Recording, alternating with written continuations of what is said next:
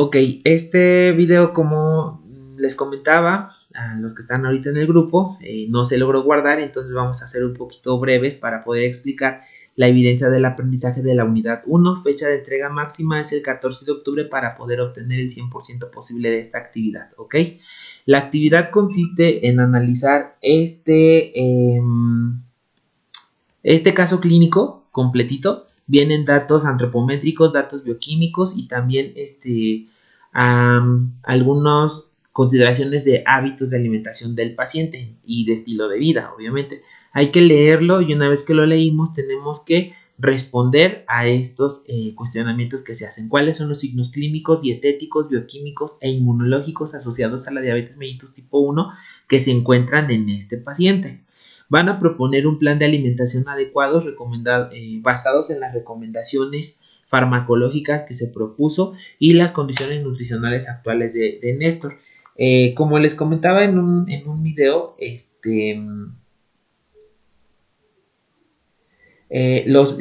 conocer la farmacocinética y la farmacodinámica de los medicamentos es muy importante porque así podemos entender cuál es la participación de nosotros como nutriólogos en materia de un tratamiento.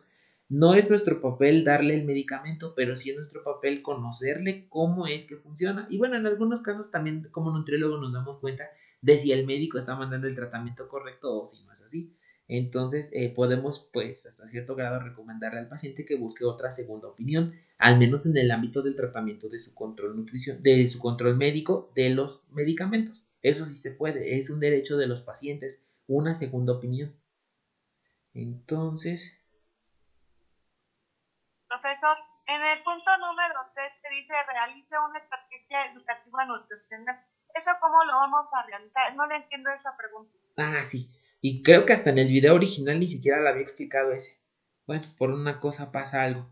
Estrategia educativa nutricional comprende en, por ejemplo, yo con ustedes les voy a explicar a través de estrategias cómo es que se da la fisiopatología de una enfermedad. Ajá. Entonces yo tengo que buscar una manera, una mnemotecnia, digamos, ¿no?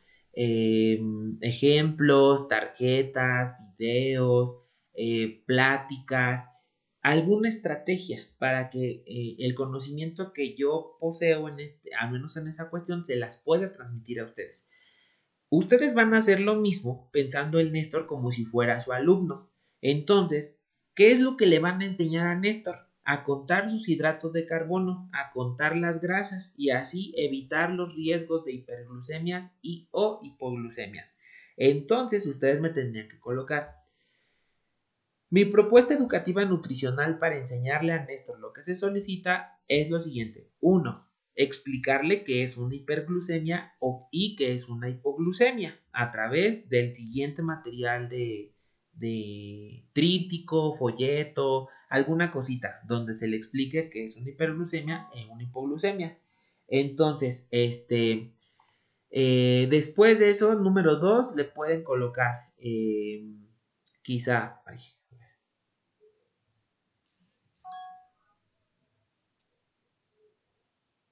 en el número 2, por ejemplo, le pueden colocar, ya una vez que a Néstor le expliqué qué es una hiperglucemia y una hipoglucemia, le voy a explicar qué es un hidrato de carbono, porque pues no le va a quedar claro al paciente. Y después de que ya le explique qué es un hidrato de carbono, le voy a explicar qué es un equivalente, porque recuerden que un equivalente de cierto alimento tiene ciertos gramos de hidratos de carbono. Y entonces yo le voy a decir al paciente, ¿sabes qué, Néstor? Mira, esto es un hidrato de carbono.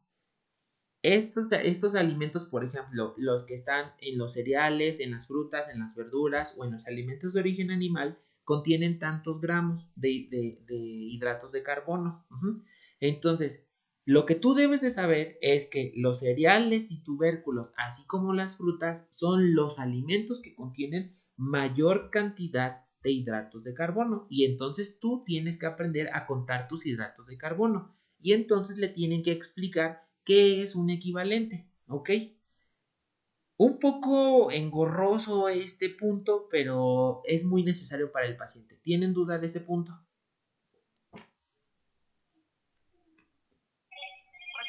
ya me quedó un poco más claro, pero si no, le voy a estar molestando de nuevo. Y en el cuarto punto que dice calcule la cantidad de energía, ¿es un cuadro sintético? Parte de ello, ajá.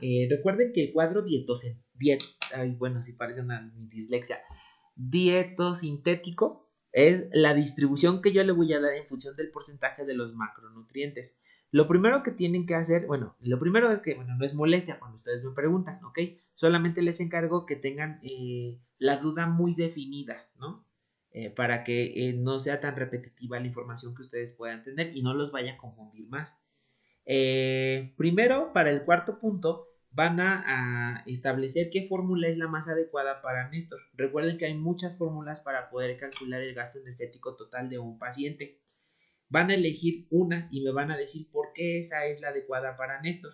Entonces van a calcular qué cantidad de energía necesita Néstor en función de lo que están analizando. Si el peso que tiene es adecuado, si está gordito o bueno, con obesidad, con sobrepeso o si está en desnutrición. Y ustedes me dirán, yo utilizo esta fórmula porque el paciente presenta obesidad y voy a ajustar con una pérdida del 10% para el primer mes. Ajá, entonces quedaría tantas kilocalorías para mi paciente así.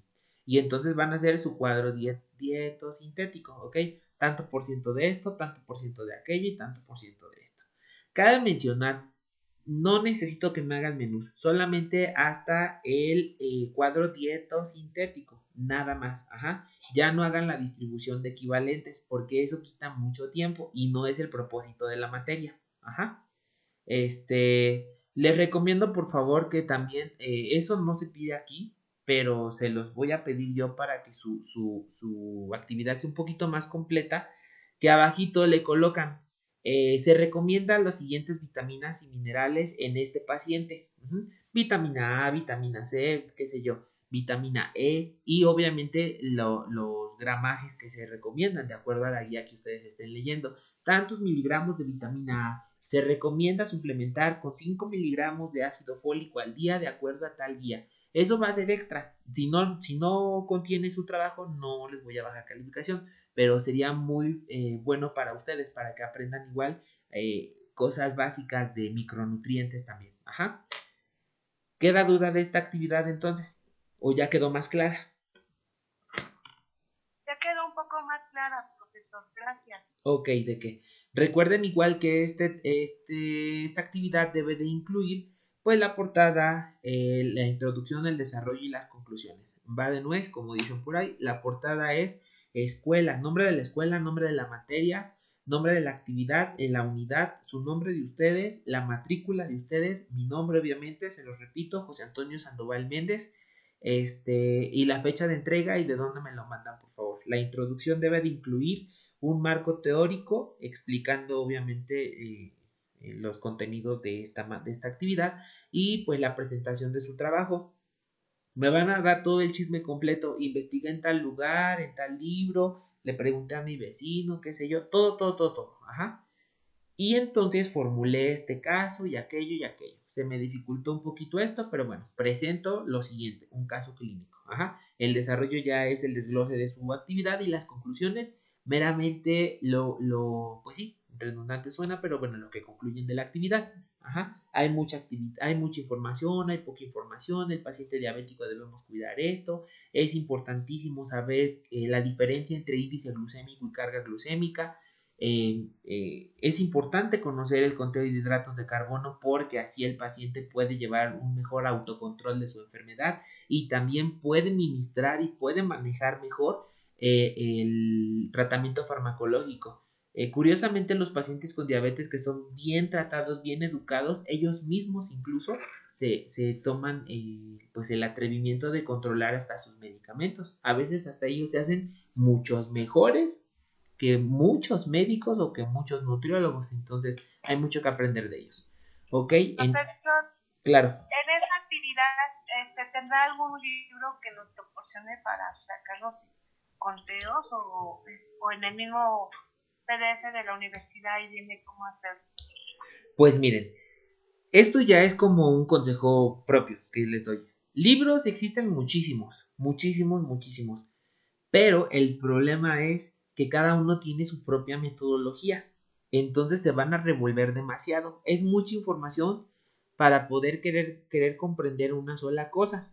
Yo les recomiendo que se metan directamente así, naveguen, chaputense ahora sí ahí en el internet y busquen definición de conteo de hidratos de carbono. Vean un poquito del chisme que les proponen, vean videos en YouTube, incluso hay algunos muy buenos. Y ya, una vez que ya tienen una idea un poquito más clara de qué es un conteo de hidratos de carbono, entonces pueden tomar un libro ya más formal, ¿no? Por ejemplo, el de Dietoterapia es muy bueno, los libros de Krauss, los libros de Ana Berta Pérez Lizau, son muy buenos cualquiera de esos libros. El propio material de la universidad que nos propone, la verdad es que también está bastante digerible, tiene cosas muy básicas que habría que investigar un poquito más. Pero mi consejo es no se casen con un libro, primero busquen información de todas las fuentes y una vez que tengan una idea, aunque sea poquita de lo que están buscando, entonces ya pueden ir tratando de desmenuzar todo esto. Yo en lo posible, recuerden que todo esto es una modalidad autodidacta, quiere decir que en realidad ustedes lo tienen que buscar, pero bueno, yo en lo posible voy a hacer el mayor esfuerzo para poder darles unas clases más enfocadas en este tipo de actividades. Me gustaría demasiado, por ejemplo, que para antes del día 7 de octubre, abordemos algunos contenidos de esto antes de que me entreguen su actividad, ajá, para que así tengan una idea de lo que van a hacer. Y ya cuando me lo entreguen, pues ya sea más facilito, ¿no? Pero bueno, ese es mi consejo, ¿ok? ¿Dudas extras o algún comentario?